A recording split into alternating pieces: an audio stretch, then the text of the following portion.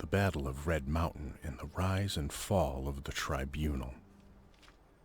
The following is a transcript of the words of Lord Vivek, addressed to a dissident priest, Malor O'Main, who confronted Vivek with the Ashlander traditions surrounding the Battle of Red Mountain, and with prophecies of the Nerevarine, and to unnamed magistrates of the Inquisition, who joined Vivek in interrogating the dissident priest.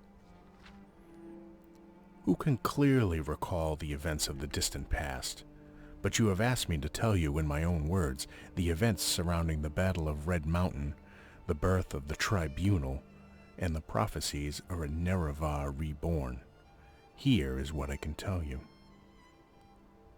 When the Dwemer first abandoned the herds and tents of their nomadic ancestors and built the first great houses, we loved the Daedra and worshipped them as gods. But our brethren, the Dwemer, scorned the Daedra and mocked our foolish rituals and preferred instead their gods of reason and logic. So the Dwemer and Dwemer were always at bitter war, until the Nords came and invaded Resdayn. Only then did the Dwemer and Dwemer put away their strife and join together to cast out the invaders. Once the Nords were driven out, General Nerevar of the Dwemer and General Dumac of the Dwemer, who had come to love and respect one another, resolved to make peace between their peoples. In that time I was but a junior counselor to Nerevar, and Nerevar's queen, Amalexia, and his other favorite counselor, Sotha Sil, always doubted that such a peace might long survive, given the bitter disputes between Dwemer and Dwemer. But by negotiation and compromise, Nerevar and Dumac somehow managed to preserve a fragile peace. But when Dagoth Or, Lord of House Dagoth, and trusted as a friend by both Nerevar and the Dwemer, brought us proof that High Engineer Kagrenac of the Dwemer had discovered the heart of Lorkhan, and that he had learned how to tap its powers and was building a new god, a mockery of Dwemer faith, and a fearsome weapon. We all urged Nerevar to make war on the dwarves and to destroy this threat to Dwemer beliefs and security. Nerevar was troubled. He went to Dumac and asked if what Dagoth Or said was true. But Kagrenac took great offense and asked whom Nerevar thought he was, that he might presume to judge the affairs of the Dwemer.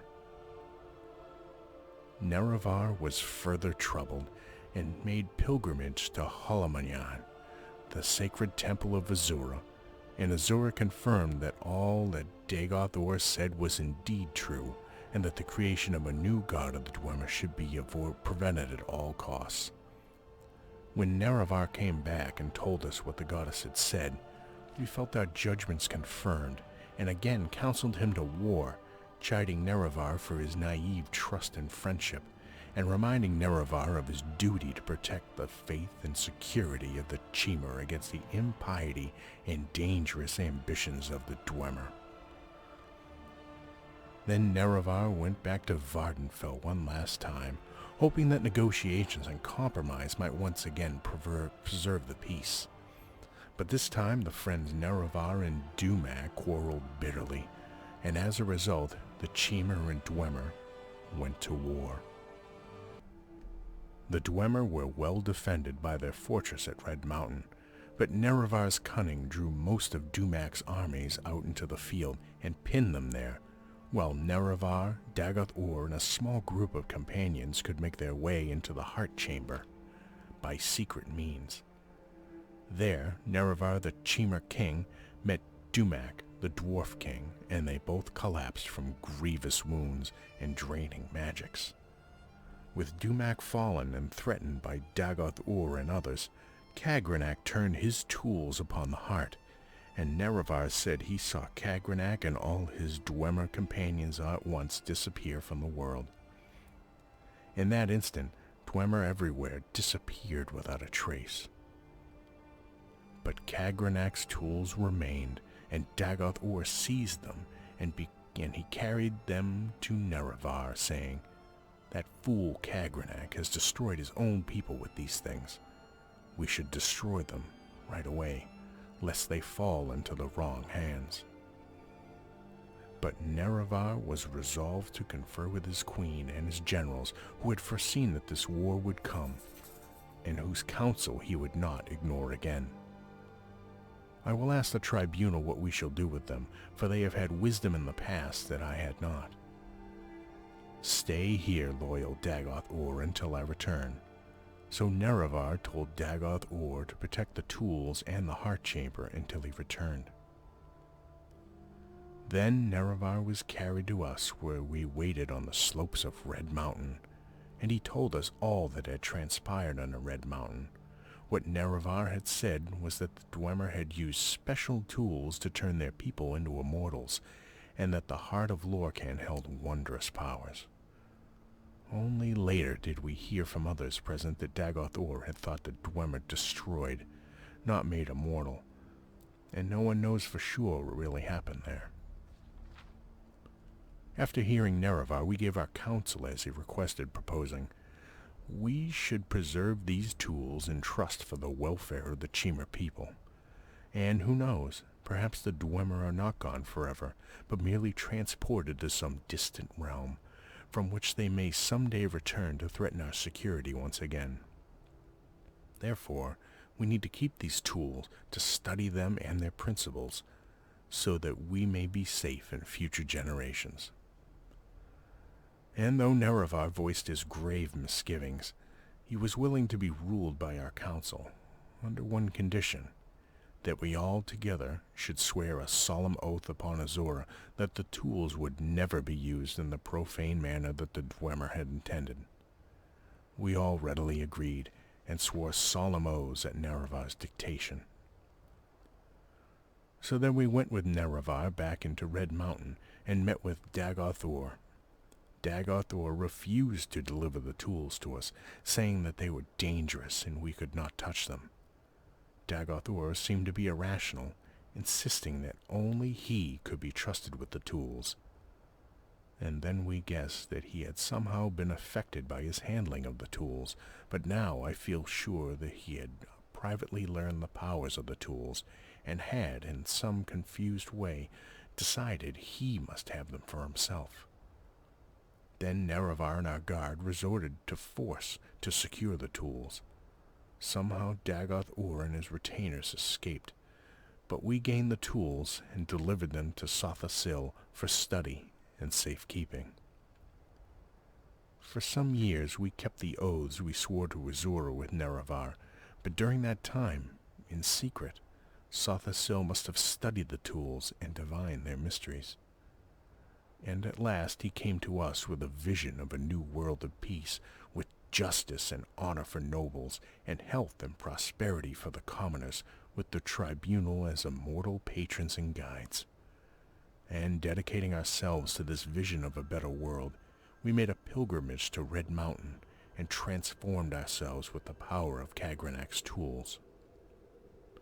And no sooner than we had completed our rituals and begun to discover our newfound powers, the Daedra, Lord Azura, appeared and cursed us for our forsworn oaths.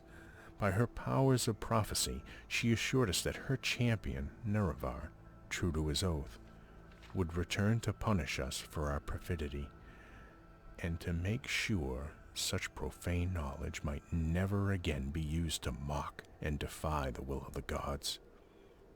But Sotha-Sil said to her, "The old gods are cruel and arbitrary, and distant from the hopes and fears of Mer. Your age is past. We are the new gods, born of the flesh, and wise and caring of the needs of our people. Spare us your threats and chiding and constant spirit. We are bold and fresh, and will not fear you." And then, in that moment, all Chimer were changed into Dwemer, and our skins turned ashen and our eyes into fire. Of course, we only knew at the time that this had happened to us, but Azura said, "This is not my act, but your act. You have chosen your fate and the fate of your people, and all the Dwemer shall share your fate, from now to the end of time. You think yourselves gods, but you are blind, and all is darkness. And Azura left us alone in darkness, and we were all afraid, but we put on brave faces and went forth from Red Mountain to build the new world of our dreams.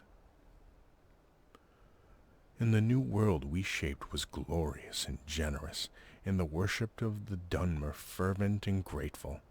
The Dwemer were at first afraid of their new faces, but Sotha Sil spoke to them, saying it was not a curse, but a blessing, a sign of their changed natures, and sign of the special favor they might enjoy as new Mer. No longer barbarians trembling before ghosts and spirits, but civilized Mer, speaking directly to their immortal friends and patrons, the three faces of the tribunal. And we were all inspired by Sotha Sil's speech and vision, and took heart. And over time, we crafted the customs and institutions of a just and honorable society. In the land of Resdain, new millennia of peace, equity, and prosperity unknown to other savage races.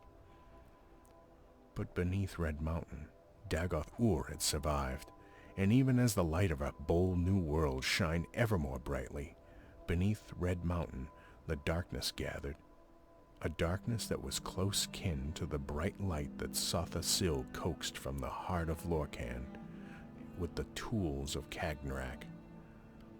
As the darkness grew, we fought it, and crafted walls to confine it, but we never could destroy it, for the source of the darkness was the same source as the source of our own divine inspiration.